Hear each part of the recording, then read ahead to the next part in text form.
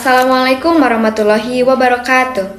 Halo semuanya, perkenalkan nama saya Deta Aulia Azahra. Saya adalah mahasiswa keperawatan dari Universitas Muhammadiyah Tasikmalaya. Di video kali ini, saya akan menjelaskan mengenai etika batuk di rumah sakit. Di rumah sakit, masih banyak pengunjung atau keluarga pasien yang batuk tanpa menutup mulut dan tidak menggunakan masker. Padahal, hal ini bisa menyebabkan penularan penyakit ke orang lain loh.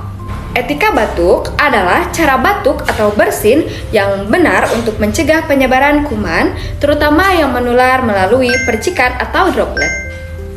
Saat kita batuk, kuman bisa menyebar melalui udara, terhirup orang lain, atau menempel pada benda di sekitar. Jika tidak menerapkan etika batuk, risiko penularan penyakit di rumah sakit akan meningkat, bahkan bisa membahayakan pasien lain. Berikut adalah cara etika batuk yang benar. Pertama, gunakan masker saat batuk atau pilek. Kedua, tutup mulut dan hidung dengan tisu. Ketiga, jika tidak ada tisu, gunakan lengan bagian dalam. Keempat, buang tisu ke tempat sampah tertutup.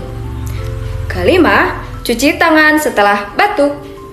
Keenam, jaga jarak minimal 1 meter dari orang lain.